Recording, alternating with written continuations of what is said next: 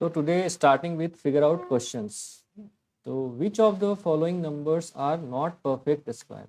तो आपको बताना है कि इनमें से कौन से नंबर जो है परफेक्ट स्क्वायर नहीं है, जस्ट आपको देख के बताना है। तो first number is 2032, then 2048, then 2027 and 1089, है ना। तो इसके एंड में कितना है?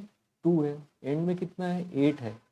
एंड में 7 है और एंड में 9 है।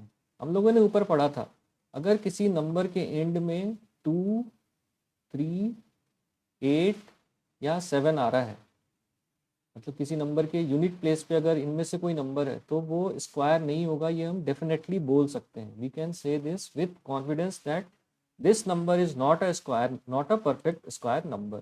तो ये कहाँ हम लोगों ने पढ़ा था वो भी देख लेते हैं। आई थिंक पेज नंबर 4 पे पढ़ा था हम लोगों ने इस चीज़ को। यस, पेज नंबर 4 पे यहाँ कुछ पैटर्न्स की बात हो रही थी। If a numbers ends with 2, 3, 7 और 8, then we can definitely say that it is not a square। तो सिंपल सा रूल है। धीरे धीरे प्रैक्टिस के साथ आपको ये रूल याद हो जाएगा, इसमें कोई दिक्कत की बात नहीं है। 1 से 10 का स्क्वायर, आई थिंक 20 तक का स्क्वायर आप प्रैक्टिस के साथ आपको याद हो जाएगा। तो आप उसमें आपको इतना तो ज़रूर याद हो जाएगा कि एंड में जैसे 2 दिख रहा है, 3 दिख रहा है, 8 दिख रहा है, 7 दिख रहा है। दूसरा, आप एक और चीज़ मैं पूछता हूँ, अगर एंड में किसी नंबर के कोई एक नंबर है, कोई सा भी नंबर ले लो, 5, 6, 7, 0, अगर एंड में सिंगल जीरो है तो क्या वो नंबर स्क्वायर हो सकता है? Can it be square? ये आप बताओ। अगर एंड में डबल जीरो है, जैसे कोई सा भी नंबर आप लिख लो, 5, 6, 7, डबल जीरो, तो क्या ये स्क्वायर हो सकता है? ये नंबर क्या परफेक्ट स्क्वायर हो सकता है? ये आप सोच के रखो, है ना। इसका मैं क्वेश्चन, सारे क्वेश्चन होने के बाद इस पर डिस्कस करेंगे। Which one among these number, that is 64 square, 108 square, 292 square and 36 square has last digit as 4? इसमें से कौन से ऐसे नंबर है जिसके लास्ट डिजिट 4 होगा? 64, इसका लास्ट डिजिट क्या होगा? 64 स्क्वायर का लास्ट डिजिट क्या होगा? तो 64 में क्या होगा? 64 में ये 4 4 आपस में मल्टीप्लाई होंगे। तो जो भी आपको यूनिट प्लेस पे जो नंबर दिख रहा है उसको खुद से मल्टीप्लाई करके देख लो, भाई उस नंबर के स्क्वायर के लास्ट डिजिट पे नंबर होगा। तो इसमें क्या होगा? 6 होगा। इस जो भी नंबर आएगा इसका स्क्वायर करने पे तो लास्ट में 6 होगा। 108 का जब हम स्क्वायर करेंगे तो लास्ट में क्या होगा? तो 8 इंटू 8 क्या होता है? 64। तो लास्ट में इसमें 4 आ जाएगा। तो ये हमारा दिस इज करेक्ट ऑप्शन।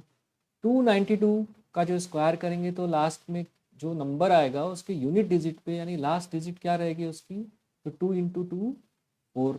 तो दिस इज करेक्ट ऑप्शन। 36 का स्क्वायर में जो नंबर आएगा, फाइनल जो नंबर आएगा, उसके लास्ट डिजिट क्या होगी उस नंबर का? तो जो इस 36 का जो लास्ट डिजिट है 6, 6 का जो स्क्वायर होगा उसकी जो लास्ट डिजिट होगी वो होगी, मतलब 6 इंटू 6 करेंगे तो क्या आएगा? 36 आएगा। मतलब लास्ट डिजिट 6 आ रही है, तो जो नंबर आएगा उसके लास्ट में 6 आएगा। तो ये this is not the correct option, this is not the correct option. These 108 and 292 square is correct option. Given 125 square is 15625, 125 का जो स्क्वायर है वो उसकी वैल्यू है 15625। What is the value of 126 square? 126 square की वैल्यू क्या होगी? तो हमने देखा था पहले कि कोई n स्क्वायर है, n स्क्वायर है तो उसका वो क्या होता है? It is equal to sum of nth odd number starting from 1, है ना। nth odd number starting from 1, nth odd number starting, it is summation of n odd number starting from 1। तो कहने का मतलब है अगर हम 2 स्क्वायर लें, है ना, 2 स्क्वायर का वैल्यू क्या होता है? 4। तो 2 स्क्वायर का वैल्यू 4 है, मतलब ये क्या है? ये 1 प्लस 3, फर्स्ट 2 ऑड नंबर्स के सम के बराबर इसकी वैल्यू आ रही है ना। एन यहाँ पे कितना हो गया, 2 हो गया। इसी तरीके से 3 स्क्वायर की वैल्यू क्या होगी, 3 स्क्वायर की वैल्यू होगी सम ऑफ फर्स्ट 3 ऑड नंबर्स। तो फर्स्ट 3 ऑड नंबर्स क्या हैं, 1, 3 एंड 5, दैट इज 9। तो 125 का स्क्वायर का जो वैल्यू है वो क्या हो गया, sum of first 125 odd numbers, sum of, summation का को डिनोट हम इस सिंबल से करते हैं ना। तो सम ऑफ 125 फर्स्ट 125 ऑड नंबर्स का सम क्या होगा, 125 का स्क्वायर है ना, 125 का स्क्वायर जो हमको यहाँ पे है। तो 126 का जब स्क्वायर हमको निकालना होगा, उसकी वैल्यू क्या होगी, उसकी वैल्यू होगी 126 स्क्वायर की वैल्यू होगी summation of first 126 odd numbers, 126 odd numbers. तो अपने को 125 का तो स्क्वायर का वैल्यू यहाँ पता है, 126 का स्क्वायर का वैल्यू अपने को निकालना है ना। तो इसमें अगर हम जो 125 का स्क्वायर है उसमें हम 126 ऑड नंबर अगर ऐड कर दें, इस वैल्यू में अगर हम 126 ऑड नंबर अगर हम ऐड कर दें, ऑड नंबर अगर हम ऐड कर दें 126 ऑड नंबर, तो हमको क्या हो जाएगा, that will B value of 126 square. 126 square क्या होगा, उसकी value summation of first 126 odd number, summation of first 126 odd number, इसकी वैल्यू क्या होगी, that will B 126 square. Summation of 125 odd numbers हमको पता है, ये पता है, हमको बस 126 ऑड नंबर चाहिए, है ना, 126 ऑड नंबर चाहिए। तो 126 ऑड नंबर का फॉर्मूला क्या होता है, nth ऑड नंबर का फॉर्मूला क्या होता है, 2n माइनस 1। तो 126 ऑड नंबर का फॉर्मूला क्या होगा, 126 odd number will be 2 into 126, 2 into 126, sorry यहाँ पे लिख नहीं पा रहा हूँ, 2 into 126 minus 1, that is 252 minus 1, that is 251, 251, 251। okay, so this will be the correct option, that is 15625 plus 251, है ना। इसको आपको एक और छोटे से एग्जाम्पल समझाता हूँ। जैसे जैसे ये कॉन्जिक्यूटिव नंबर लिया हुआ है 126 स्क्वायर और 126 स्क्वायर, मैं छोटे एग्जाम्पल समझाता हूँ आपको। दो कॉन्जिक्यूटिव नंबर लेते हैं 4 और 5, इनके स्क्वायर की बात करते हैं, 4 स्क्वायर और 5 स्क्वायर, है ना। यहाँ 125 स्क्वायर और 126 स्क्वायर की बात हो रही है। 4 स्क्वायर अपने को पता है कितना है, 16। 25 अपने को 5 स्क्वायर फाइंड करना है ना। तो 5 स्क्वायर क्या होगा, 5 square will be summation of first 5 odd numbers, ये 5 स्क्वायर की वैल्यू होगी। 4 स्क्वायर की वैल्यू क्या होगी, 4 स्क्वायर की वैल्यू होगी summation of first 4 odd numbers. Summation of first 4 odd numbers क्या हो गया, मतलब 1 पहला ऑड नंबर, दूसरा ऑड नंबर 3, तीसरा ऑड नंबर 5 और चौथा ऑड नंबर इज 7। इसका सम क्या हो गया, दैट इज 16, है ना। 1 + 3 4, 4 + 5 9 एंड 7 इज 16। तो अपने को अगर 5 का स्क्वायर फाइंड करना है, तो जो 4 का स्क्वायर है प्लस 4 का square plus 5th odd number, तो 5th ऑड नंबर कितना होगा, 5th ऑड नंबर निकालने के लिए that is nth odd number निकालने का फॉर्मूला होता है, nth ऑड नंबर निकालने का फॉर्मूला होता है 2n minus 1। 5th odd number का फॉर्मूला क्या होगा, 5th odd number will be 2 into n की जगह 5 रखेंगे -1, दैट इज 9। तो 4 square plus fifth odd number that is 9, ये क्या हो जाएगा मेरा, दैट इज 25, दैट इज 5 का स्क्वायर। इस क्वेश्चन में भी हम लोगों ने सेम वही चीज़ किया है ना। 125 स्क्वायर और की वैल्यू पता थी, जैसे इसमें हमें 4 स्क्वायर की वैल्यू पता थी, उसमें हमने उसके नेक्स्ट स्क्वायर मतलब 5 का स्क्वायर फाइंड करना था, तो नेक्स्ट जो ऑड नंबर है उसमें ऐड कर दिया, है ना। इस तरीके से हमें 125 का स्क्वायर का वैल्यू पता है, ऑलरेडी दिया हुआ है। 126 का स्क्वायर के वैल्यू निकालने के लिए हमको इसमें जस्ट हमको 126 ऑड नंबर की वैल्यू ऐड करनी होगी। 126 की ऑड नंबर की वैल्यू हमने कैसे निकाली, तो 2n-1 एन हमने 126 रखा, है ना। Hope this is clear to you. इसका मैं एक और तरीका आपको बताता हूँ।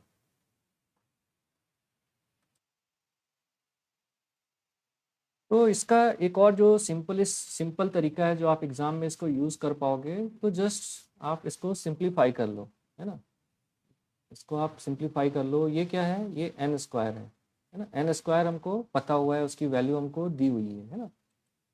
That is n square is, इस केस में अपना एन जो है 125 है ना। एन स्क्वायर की वैल्यू अपने को पता है, एन स्क्वायर की वैल्यू अपने को पता है, अपने को फाइंड करना है 126, दैट इज एन प्लस 1 का स्क्वायर। एन प्लस 1 का स्क्वायर अपने को फाइंड करना है, n plus 1 square we have to find. तो एन स्क्वायर की वैल्यू वी ऑलरेडी है। तो एन प्लस 1 का जब हम ब्रैकेट खोलेंगे, ए प्लस बी का स्क्वायर क्या होता है, ए प्लस बी का होल स्क्वायर क्या होता है, A square plus B square plus 2ab। I think ये आप लोगों ने पढ़ रखा है। तो एन प्लस 1 का स्क्वायर क्या होगा, n square plus 1 square plus 2 into n into 1, that is n square plus 2n plus 1, है ना। दैट ये हो गया एन प्लस 1 के स्क्वायर का फॉर्मूला। एन स्क्वायर आपको पता है ऑलरेडी 15625, है ना। 15625 ये आपको पता है, एन स्क्वायर की वैल्यू आपने ऑलरेडी दे रखा है हमारा एग्जाम्पल में। 2n प्लस 1 क्या होगा, n की वैल्यू यहाँ 125 है, तो 2n is 2 into 125 plus 1, that is 15625 plus this is 250 plus 1, that is 251, है ना। तो ये सेम चीज़ हो गया 15625 प्लस 251। तो ये आंसर, ये और इजी तरीका हो गया।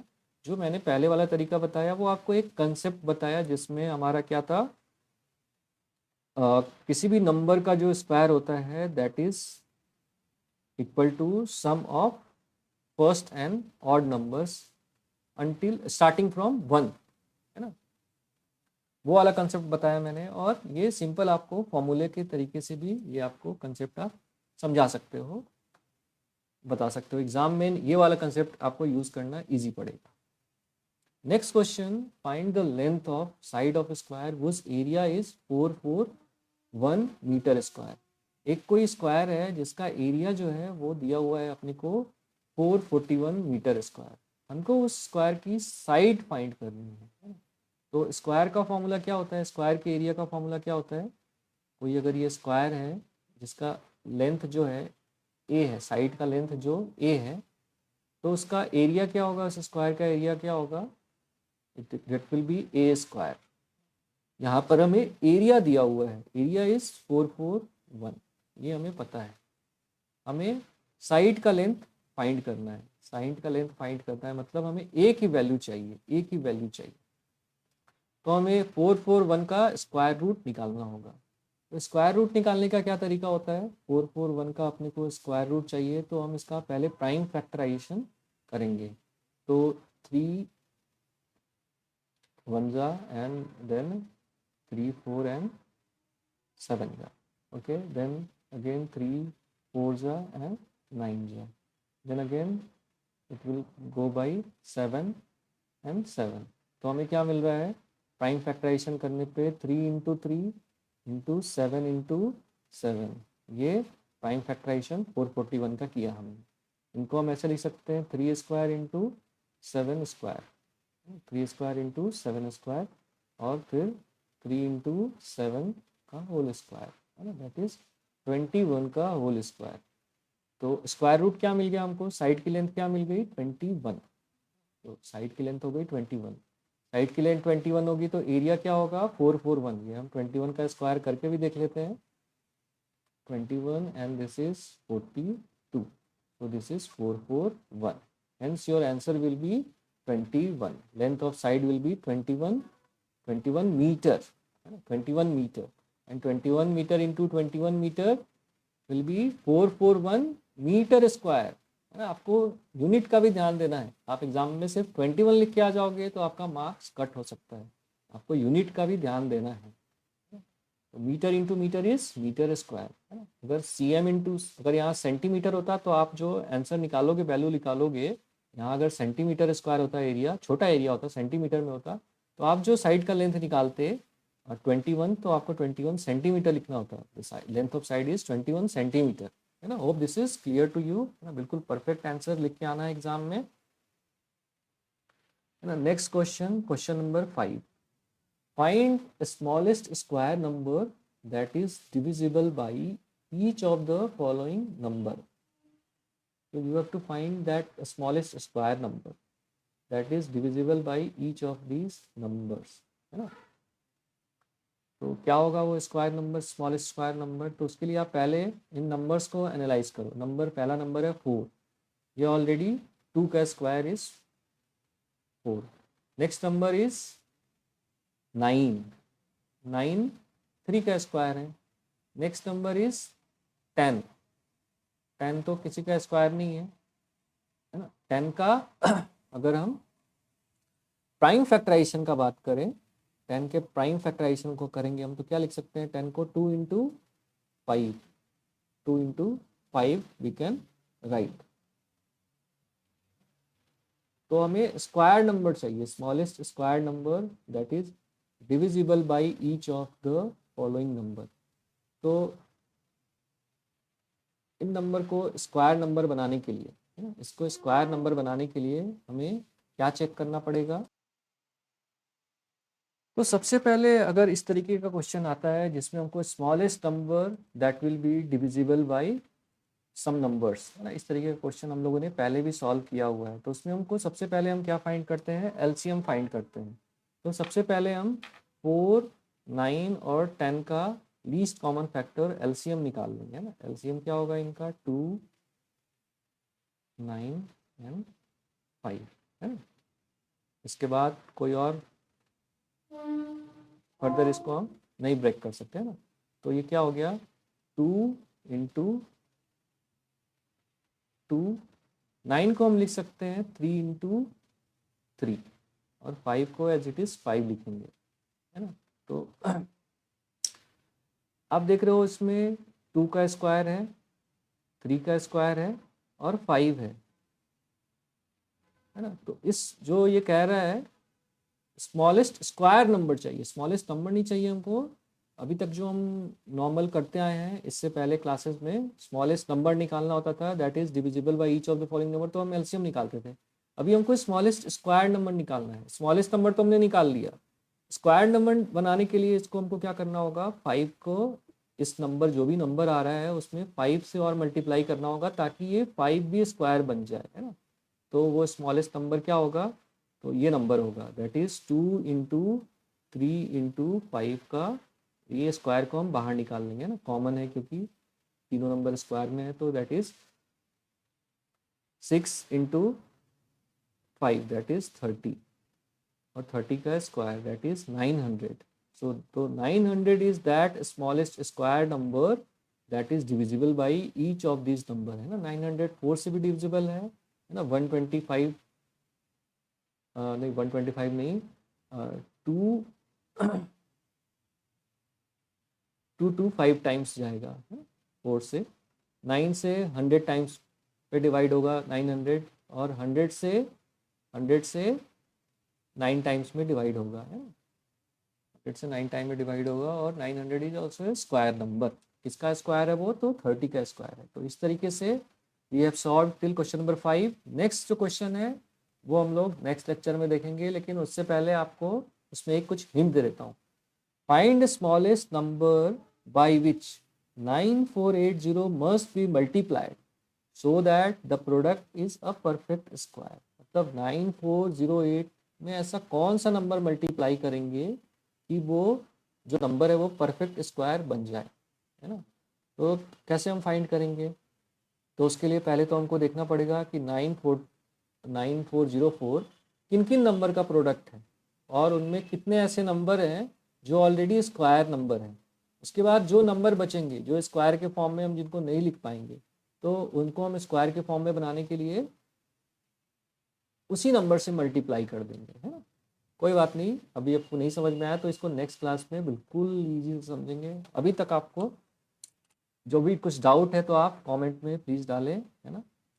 Thank you.